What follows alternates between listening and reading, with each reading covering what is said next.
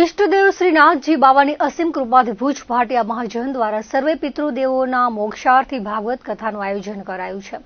સોમવારથી Mundra relocation site સ્થિત ભુજ ભાટિયા મહાજન વાડી ખાતે ભવ્ય સમૂહ શ્રીમદ ભાગવત સપ્તાહ જ્ઞાન યજ્ઞનો પ્રારંભ થયો છે। મહાજન દ્વારા આ પ્રકારનું આ ત્રીજું સમૂહ આયોજન છે। આ પૂર્વે વર્ષ 2011 અને વર્ષ 2018માં સફળતાપૂર્વક ભાગવત કથા યોજાઈ ચૂકી છે। કથાના પ્રથમ દિવસે આજે સવારે ઢોલ નગારા શરણાઈ અને બેન્ડવાજાના નાદ સાથે ધામધૂમપૂર્વક ભવ્ય પોથી યાત્રા કાઢવામાં આવી હતી। આ મંગળ ઉત્સવમાં ભાટિયા મહાજનના પરિવારો અને કથાના આશરે 23 જેટલા પોથી યજમાનો ભક્તિભાવપૂર્વક જોડાયા હતા।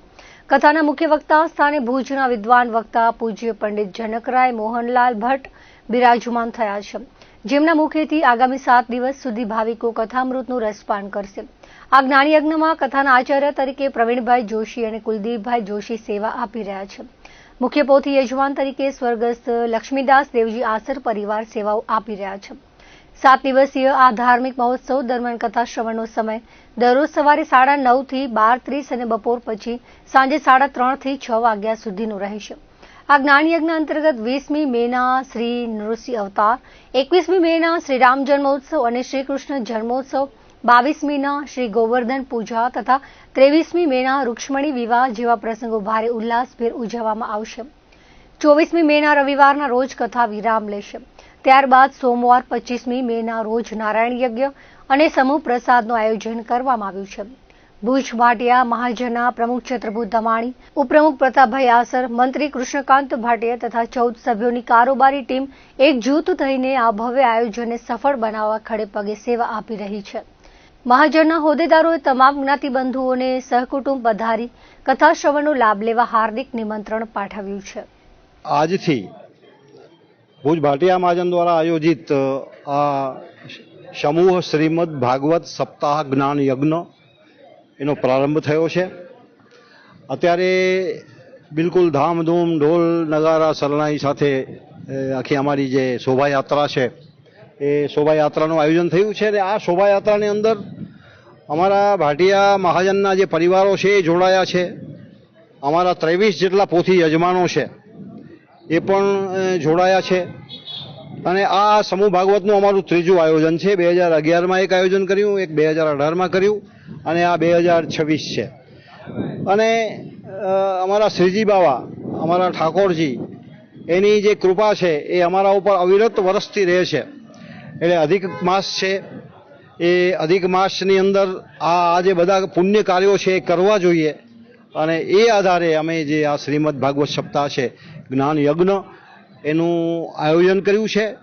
7 દિવસ સુધી ઉલ્લાસથી આનંદથી અમે બધા જ જ્ઞાતિ બંધુઓ ભેગા મળી અને આ જે ઉત્સવ છે તે ઉત્સવને ઉજવશું। અને જનકરાય ભટ્ટ વિદ્વાન ભાગવત કથા અમારા આચાર્ય વ્યાસપીઠ ઉપર છે, એમના મુખેથી જે પવિત્ર વાણી 7 દિવસ સુધી વહેશે એને અમે સાંભળશું।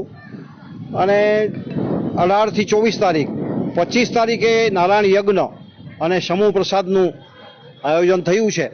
અમે બધા જ જ્ઞાતિ બંધુઓ, અમે મારા પ્રમુખ શ્રી છત્રભૂતભાઈ ધમાણી મારી બાજુમાં ઊભા છે, અમારા ઉપપ્રમુખ શ્રી પ્રતાપભાઈ આસર એ મારી બાજુમાં ઊભા છે, હું મંત્રી છું, 14 જણાની કારોબારી ટીમ છે, એ કોઈ આગળ નહીં કોઈ પાછળ નહીં, બધા સાથે થઈને ચાલીએ છીએ અને આ જે આખું આયોજન છે એ આયોજન આ રીતે અમે કર્યું છે।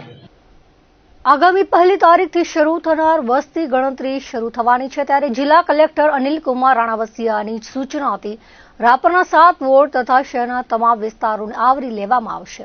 આ માટે નગરપાલિકા દ્વારા વસ્તી ગણતરીના ઇન્ચાર્જ અધિકારી અને ચીફ ઓફિસર તરુણદાન ગઢવી, પ્રમુખ ચાંદભાઈ બિંડેના વડપણ હેઠળ તાલીમ શિબિરનું આયોજન કરવામાં આવ્યું હતું। રાપરમાં વસ્તી ગણતરી કરવા માટે દરેક વોર્ડના ઇન્ચાર્જ તરીકે 47 અધિકારીઓને તાલીમ આપવામાં આવી હતી। તાલીમ શિબિર ચીફ ઓફિસર ઇન્ચાર્જ વસ્તી ગણતરી અધિકારી પ્રમુખ મેહુલભાઈ દવે, ચેતન સુતાર દ્વારા આપવામાં આવેલ હતી। વ્યવસ્થા હેતુભા રાઠોડ, જયદીપ જાદવ વગેરે સંભાળી હતી। અધિકારીઓને ગણતરી અંગે માર્ગદર્શન આપવામાં આવ્યું હતું। નીલકંઠ મહાદેવ આનંદ આશ્રમ પિયોણી ખાતે વૈશાખી અમાસી મેળા જેવો માહોલ રહ્યો હતો। મહંત હંસગીરીજીના સાનિધ્યમાં લઘુ મહંત આયુષગીરીજી મહારાજના 21 દિવસીય પંચધૂની અગ્નિ તપસ્યા પૂર્ણ કરાઈ છે, જે નિમિત્તે કિંજલબેન ગોસ્વામી, જનકપુરી ગોસ્વામી રાસ ગરબાની રમઝટ બોલાવી હતી. રાત્રે ઈશ્વર ભાલાણીએ ભજનોની મોજ કરાવી હતી. અમાસે સવારથી જ પિયોણી ખાતે ભાવિકોની ભીડ જામી હતી. શિવાલયને રોશનીથી શણગારવામાં આવ્યા હતા. દીવડાઓની દીપમાળા વચ્ચે સંધ્યા આરતી, મહાઆરતી યોજાઈ હતી. ગુજરાતભરમાંથી સંતો, મહંતો, મંડલેશ્વરો, ભગવતી દેવીઓ ઉપસ્થિત રહી આરતી વચન આપ્યા હતા.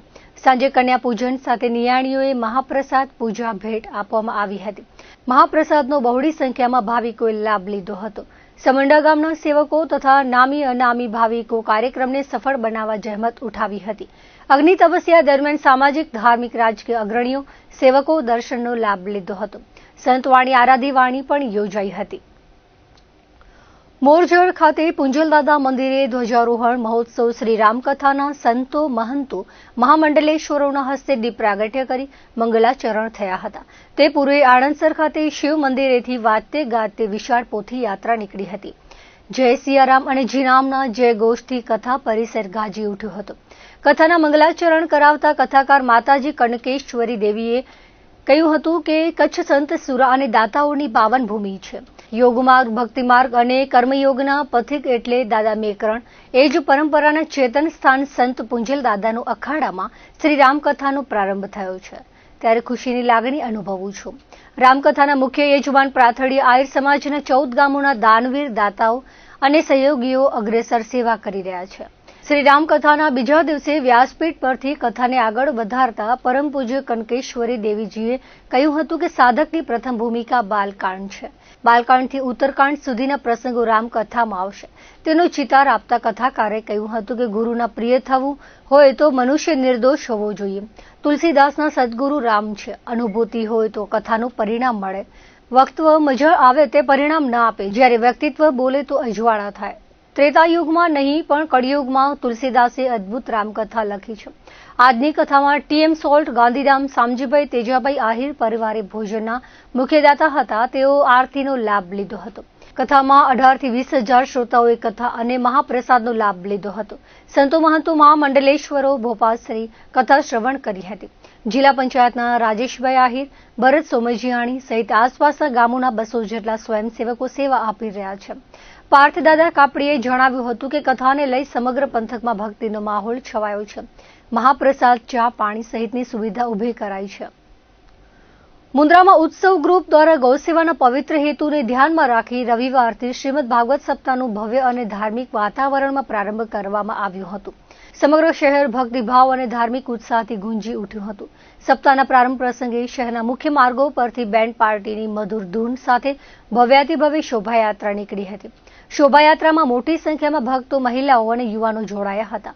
માર્ગો પર ઠેર ઠેર સ્થાનિક નાગરિકોએ શોભાયાત્રાનું પુષ્પવર્ષા દ્વારા સ્વાગત કર્યું હતું. કથાકાર શાસ્ત્રી કશ્યપભાઈ જોશી દ્વારા શ્રીમદ ભાગવત કથાનું રસમય અને આધ્યાત્મિક રસપાન કરાવવામાં આવશે. તેઓ પોતાના પ્રવચન દ્વારા ભક્તિ, ધર્મ અને જીવન મૂલ્યોનો સંદેશ આપશે, એવું આયોજનકર્તાઓ દ્વારા જણાવાયું છે. ગૌસેવાના હેતુસર યોજાયેલા સપ્તાહને લઈ સમગ્ર વિસ્તારમાં ધાર્મિક શ્રદ્ધા અને ઉત્સાહનો માહોલ જોવા મળ્યો હતો. દર્શક મિત્રો, હતા અત્યાર સુધીના કચ્છ ટીવી સમાચાર. ફરી મળીશું નવા સમાચારો સાથે, નવી અપડેટ સાથે. ત્યાં સુધી મને રજા આપશો. નમસ્કાર.